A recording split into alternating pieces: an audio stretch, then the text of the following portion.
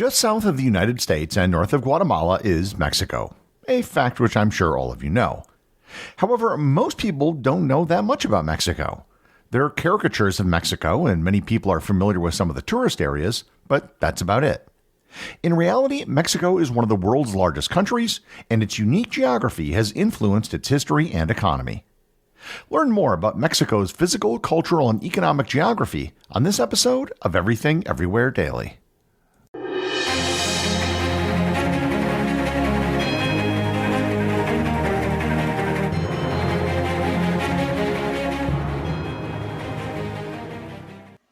Want a website with unmatched power, speed, and control? Try Bluehost Cloud, the new web hosting plan from Bluehost, built for WordPress creators by WordPress experts. With 100% uptime, incredible load times, and 24/7 WordPress priority support, your site will be lightning fast with global reach. And with Bluehost Cloud, your sites can handle surges in traffic no matter how big. Plus, you automatically get daily backups and world-class security. Get started now at Bluehost.com. Ryan Reynolds here from Mint Mobile. With the price of just about everything going up during inflation, we thought we'd bring our prices down. So to help us, we brought in a reverse auctioneer, which is apparently a thing. Mint Mobile Unlimited Premium Wireless. How to get 30, 30, bit to get 30, bit to get 20, 20, 20, bit to get 20, 20, bit to get 15, 15, 15, 15, just $15 a month? Sold! Give it a try at mintmobile.com/switch. $45 up front for 3 months plus taxes and fees. Promo rate for new customers for limited time. Unlimited more than 40 gigabytes per month. Slows full terms at mintmobile.com. I'll start this episode by talking about Mexico generally before getting into details about specific parts of the country. And I'll start with the size of Mexico. Mexico is a pretty big country, and most people don't realize just how big it is. Let's begin by looking at the big picture and how Mexico compares to other countries. In terms of land area, Mexico is the 13th largest country in the world, with a total area of 1,964,375 square kilometers, or 758,449 square miles. In size, it falls between Saudi Arabia, another deceptively large country, and Indonesia. Mexico is big enough that you could fit 30 different European countries inside of it and still have room to spare. In terms of population, Mexico is also among the largest countries in the world. With a population of almost 129 million people, it is the 11th most populous country behind Russia and just ahead of Ethiopia. This makes Mexico the largest Spanish-speaking country in the world by a wide margin. It has over twice the number of Spanish speakers as the second largest Spanish-speaking country, which is, surprisingly, the United States. After that, it's Colombia and then Spain. Economically, Mexico is a solidly middle-class country, and this surprises most Americans who think of Mexico as poor, but taken globally, Mexico is far from the bottom. It ranks 65th in the world in terms of GDP per capita at a rate of $15,249 per person. This places it right at the borderline near the top third of countries. It is just below Chile and Bulgaria and just above Russia and Malaysia. My point in mentioning all this is that Mexico is often overshadowed by its larger and richer neighbor to the north, so it doesn't get the recognition it often deserves in terms of just how big and significant of a country it is.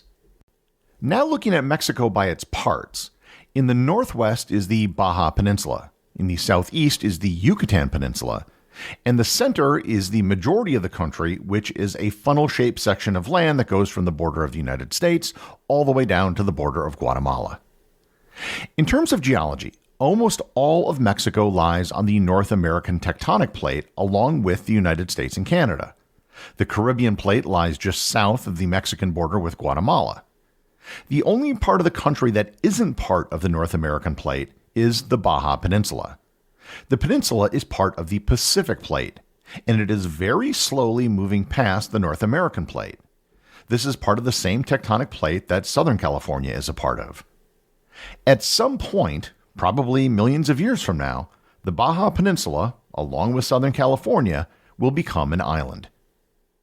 Baja is very dry and mountainous. The Gulf of California, which is located between Baja and the Mexican mainland, is a warm, protected area which is a popular breeding ground for whales.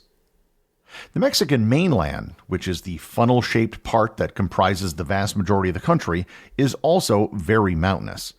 In fact, Mexico is one of the most mountainous countries in the world. The percentage of Mexico that is mountainous is actually on a par with Afghanistan. There are several major mountain ranges in Mexico. The Sierra Madre Occidental runs parallel to the Pacific coast.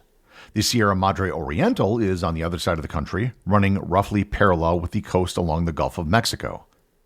Finally, the Trans-Mexican Volcanic Belt Range runs roughly in an east-west direction in the southern central part of Mexico. The land between these three ranges isn't a flat plain like you might see in other mountain ranges. It too is mountainous and is known as the Mexican Plateau. It extends from the U.S. border all the way down to the Trans-Mexican Volcanic Belt. It is hot and dry in the north and has an average elevation of about 1,825 meters or 5,988 feet. The population density is low in the north, but extremely dense once you get to the central section of Mexico.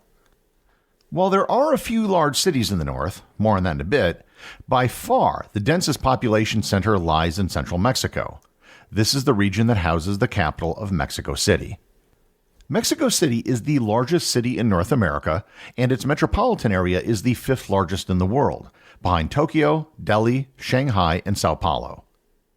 Mexico City is not just the largest city on the continent, but it's also the oldest city if you consider the origin of the city predates the European arrival, as it was the capital of the Aztec Empire.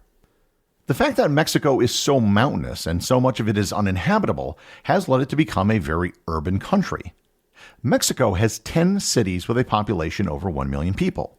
And to put that into perspective, the United States has only 9. The reason why this part of the Mexican plateau is so densely populated is because of the rich volcanic soil and the elevation, which provides for a cooler climate. Another anomalous fact about Mexico is that most of the population lives inland and not on the coast. The largest coastal city by far is Tijuana, which has a population of approximately 1.6 million people. While it does lie on the Pacific Ocean, it really isn't a coastal city so much as it is a border city that just happens to be on the coast. Tijuana was founded because it was right across the border from San Diego. It wasn't much of a city before the 20th century, and despite having a beach, it has no major shipping port. The other major city on the U.S. border is Juarez. Juarez is a city of 1.5 million people that lies just opposite the city of El Paso, Texas.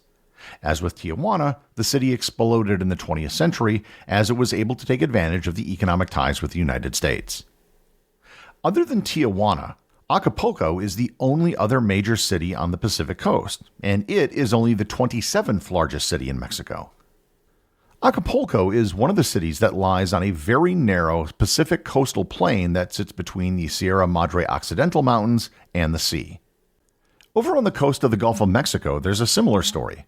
North of the Yucatan Peninsula, the two largest cities on the coast are Veracruz and Tampico.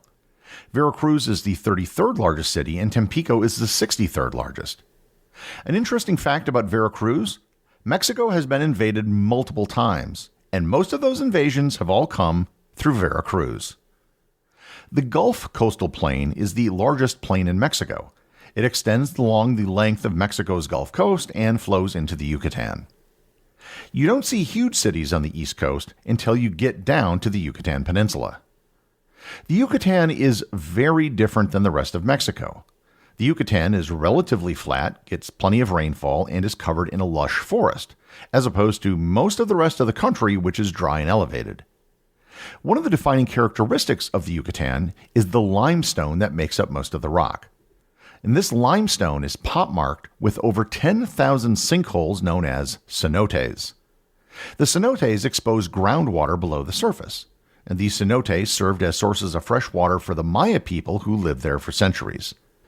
Because the water is groundwater and is mostly underground, it is much colder than any surface water, fresh or salt, that can be found in the region. If you look at a map, you can see a very strong concentration of cenotes in an arc in the northern part of the Yucatan. This arc corresponds to the location of the Chicxulub crater that was formed when a meteor hit the Earth 66 million years ago and was believed to be responsible for killing the dinosaurs.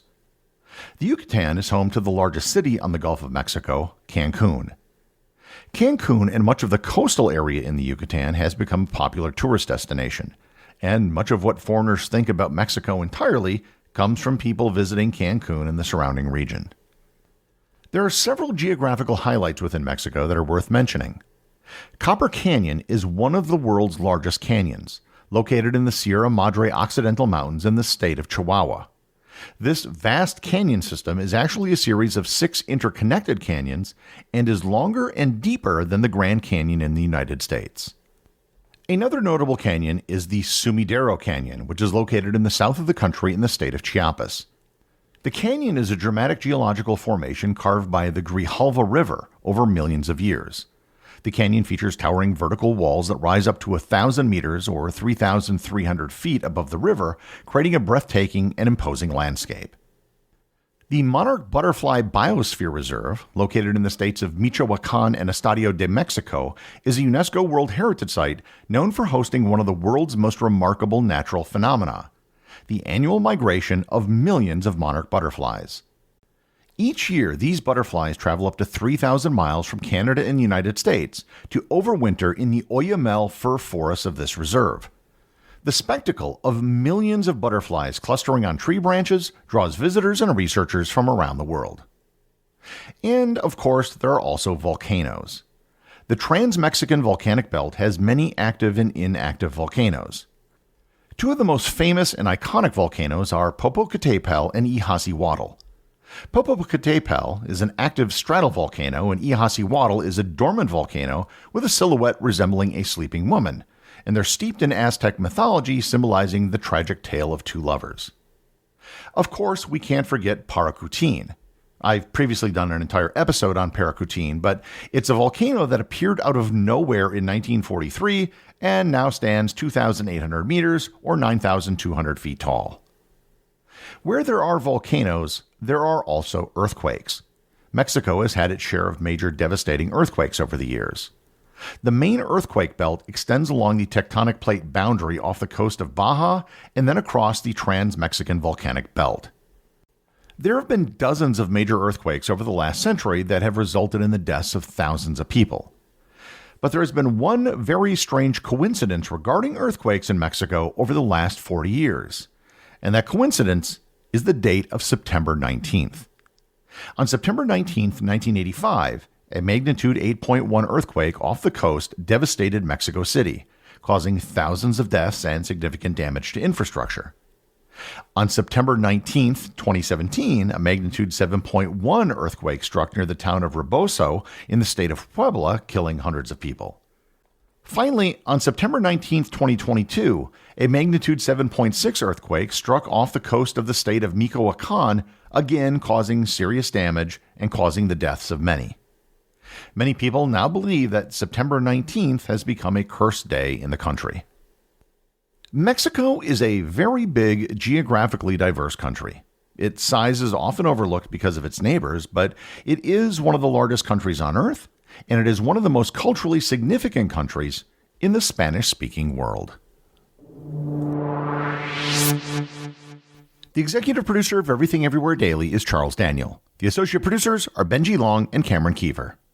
I want to give a big shout out to everyone who supports the show over on Patreon, including the show's producers. Your support helps me put out a show every single day. And also, Patreon is currently the only place where Everything Everywhere Daily merchandise is available to the top tier of supporters. If you'd like to talk to other listeners of the show and members of the Completionist Club, you can join the Everything Everywhere Daily Facebook group or Discord server. Links to everything are in the show notes.